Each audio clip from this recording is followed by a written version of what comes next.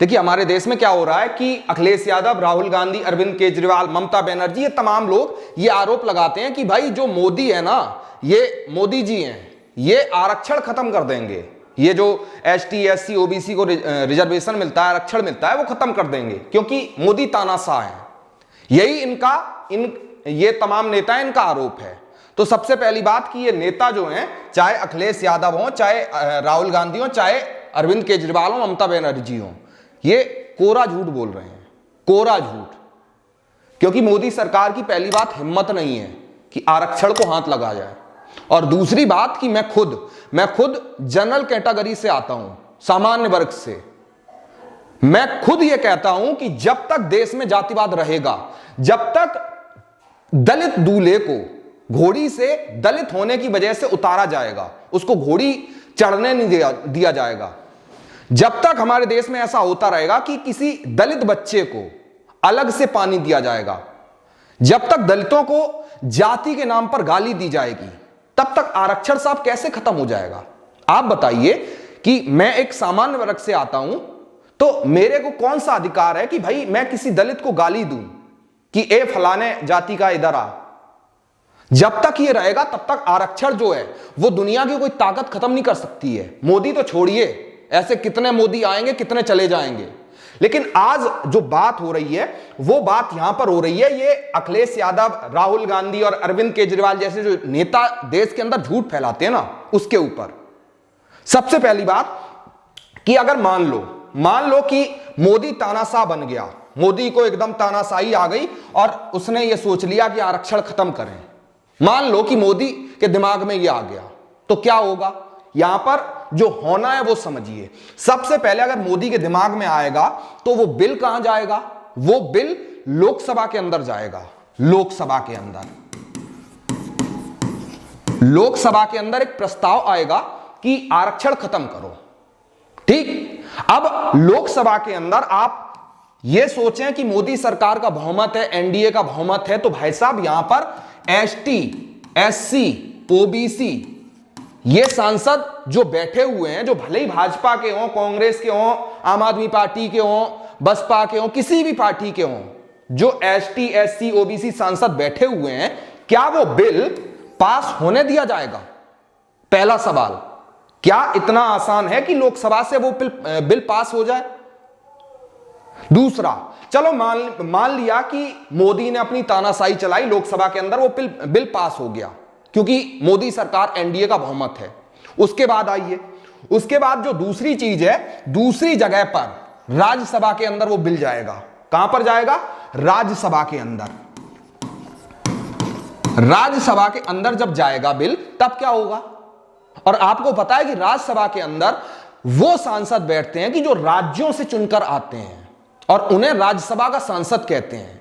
यानी कि जैसे अरविंद केजरीवाल की आम आदमी पार्टी की सरकार पंजाब के अंदर है, दिल्ली के अंदर है, तो पंजाब के राज्यसभा सांसद, दिल्ली के राज्यसभा सांसद राज्यसभा के अंदर बैठेंगे। कांग्रेस पार्टी के सांसद जो कर्नाटक की सरकार है वहां से जो चुन के आएंगे, जो वहां के विधायक चुनेंगे, हिमाचल प्रदेश के जो सांसद होंगे वो राज्यसभा के अंदर बैठेंगे, और राज्यसभा के अंदर वो बिल पास करवाना कि भाई आरक्षण खत्म किया जाए, ये मोदी सरकार के लिए नामुमकिन है क्योंकि वहां पर राज्यों की सहमति जरूरी होती है। बात क्लियर? अब चलो मान लिया 1% उम्मीद यह भी लगा लो कि मोदी ने यहां भी खेल कर दिया, ठीक, तो अब वही बिल कि आरक्षण खत्म किया जाए वो कहां जाएगा? वो जाएगा देश की महामहिम राष्ट्रपति के पास। राष्ट्रपति के पास। अब एक आप बात बताइए, अभी हमारे देश की महामहिम राष्ट्रपति, वैसे तो राष्ट्रपति जैसी किसी भी पद का जाति के बारे में बात करना ये अपने आप में मूर्खता है कि हम राष्ट्रपति की जाति को देखें, ये अपने आप में मूर्खता है। लेकिन हमारी मजबूरी है कि हमें आपको बताना पड़ रहा है। अभी हमारी जो महामहिम है, राष्ट्रपति महोदया हैं, वो एसटी वर्ग से आती हैं, शेड्यूल ट्राइब से, ठीक है। जब बिल उनके पास जाएगा तो उनको नहीं लगेगा कि भाई आरक्षण खत्म किया जाए, नहीं किया जाए, ठीक है। तो ये पार्टियां, ये अखिलेश यादव, ये राहुल गांधी, ये अरविंद केजरीवाल, ये तमाम जो झूठ फैलाते हैं ना और देश के दलितों को खासकर आरक्षण के नाम पर बेवकूफ बनाते हैं, वो सिर्फ अपनी राजनीति चमकाना चाहते हैं। मैं जनरल कैटेगरी से आता हूं, मैं ये कह रहा हूं कि आरक्षण खत्म तब तक नहीं होगा जब तक दलितों के साथ भेदभाव होगा। लेकिन यहां पर हमारे जो जनरल वर्ग के कुछ हमारे भाई हैं, हो सकता है कि मुझे गालियां भी दें, कमेंट बॉक्स में आकर मुझको भर भर के गालियां दें कि भाई तू जनरल नहीं है। तो जिनको ऐसी समस्या हो, मुझे मेरे मेल आईडी पर मैसेज करिए, मैं उनको आधार कार्ड भेजूंगा कि मैं जनरल हूं कि नहीं हूं, ठीक है। तो यहां पर बहुत सारे ऐसे हमारे जनरल वर्ग के लोग आएंगे कि मुझको गालियां देंगे कि तू आरक्षण का सपोर्ट क्यों कर रहा है। मैं इसलिए कर रहा हूं कि आजकल आपने देखा होगा कि आरक्षण को लेकर सबसे ज्यादा जो सामान्य वर्ग है वो ये कहता है कि बाबा साहब भीमराव अंबेडकर ने जो आरक्षण दिया था वो सिर्फ 10 साल का प्रावधान था, 10 साल का, कि आरक्षण 10 साल तक रहेगा, उसके बाद खत्म हो जाएगा। लेकिन कांग्रेस पार्टी ने, तमाम पार्टियों ने आरक्षण बढ़ाया और अभी तक चल रहा है। यह सबसे बड़ा तर्क ये सामान्य वर्ग के लोग, जो जनरल कैटेगरी के लोग होते हैं, वो देते हैं कि भाई 10 साल के लिए दिया था, अब क्यों चला रहे हो। तो उसका जो आंसर है वो ये है कि भाई बाबा साहब या उस वक्त की जो संविधान सभा थी, उसने ये सोचा था कि 10 साल के अंदर जो जातियों का भेदभाव है वो खत्म हो जाएगा, 10 साल में हो जाएगा और ये आरक्षण खत्म हो जाएगा। लेकिन क्या जातियों का भेदभाव खत्म हुआ? नहीं हुआ, तो आरक्षण भी खत्म नहीं होगा। दूसरा जो ये सामान्य वर्ग कहता है कि भाई आरक्षण जो है वो गरीबी के आधार पर होना चाहिए, गरीबी के आधार पर आरक्षण होना चाहिए, क्योंकि सामान्य वर्ग में भी गरीब हैं। जनरल, मैं ऐसा नहीं कह रहा हूं कि सामान्य वर्ग में गरीब नहीं है, बहुत सारे, मैं खुद जानता हूं, मैं खुद गरीब परिवार से आता हूं।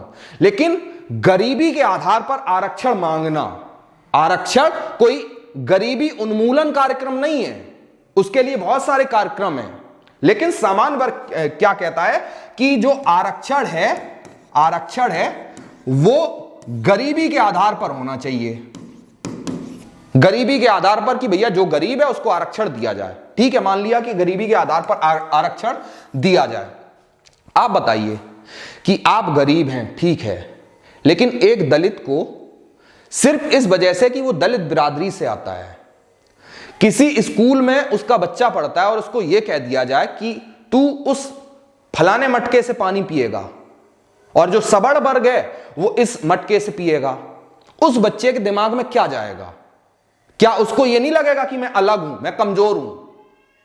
दूसरा, किसी दलित दूल्हे को जब घोड़ी चढ़ने पर, घोड़ी बैठने पर यह कहा जाएगा कि तू दलित है, तू घोड़ी पर नहीं बैठ सकता है, तू लंबी मूछें नहीं रख सकता है, तो क्या यह बुरा नहीं लगता है? आप सोच कर देखिए। दूसरा, मैं खुद उसका साक्षी हूं, मैं खुद साक्षी हूं कि मेरे गांव में क्या होता है, मेरे खुद के घर में, मैं अपने खुद के घर की बात बता रहा हूं, खुद के परिवार की बात बता रहा हूं, मैं किसी और की नहीं कह रहा हूं, मैं खुद की बात बता रहा हूं कि मेरे परिवार में, मेरे घर में जब हमारे गांव के कुछ दलित वर्ग के लोग आते हैं तो वो लोग चारपाई पर नहीं बैठ सकते हैं। गांव की बात कर रहा हूं, और ये रियलिटी है आज की कि दलित वर्ग चारपाई के ऊपर नहीं बैठ सकता है। दूसरा, उनको अगर चाय दी जाएगी, अगर पानी दिया जाएगा, तो उनके लिए एक अलग गिलास होता है, अलग गिलास कोने में रखा रहता है। जब भी वो आएंगे तब वो धोएंगे, उसको उठाएंगे, उसमें चाय दी जाएगी, उसके बाद फिर धोकर रखेंगे। वो चारपाई पर नहीं बैठ सकते, वो बराबर में नहीं बैठ सकते, उनको अलग से बर्तन दिया जाएगा। अब आप सोच कर देखिए कि एक इंसान के तौर पर आप अगर जनरल कैटेगरी से आते हैं और आपको अलग गिलास में पानी दिया जाए, आपको धोना पड़े, आप चारपाई के ऊपर नहीं बैठ सकते हैं, तो क्या यह जाति भेदभाव नहीं है? तो जो लोग ये कहते हैं कि भाई गरीबी के आधार पर आरक्षण होना चाहिए, उनको जवाब मेरा यह है कि जो ईडब्ल्यूएस आरक्षण मिलता है उसका आधार क्या है? जो सवर्णों को आरक्षण दिया गया 10%, वो किस आधार पर दिया गया? वो गरीबी के आधार पर दिया गया। तो ये आरक्षण आपको मिल गया है। आप भी आरक्षण का, जो जनरल वर्ग आरक्षण का विरोध करते हैं, वो भी आरक्षण का लाभ ले रहे हैं। जब तक आप भेदभाव करते रहेंगे, ये आरक्षण चलता रहेगा। जय हिंद, वंदे मातरम।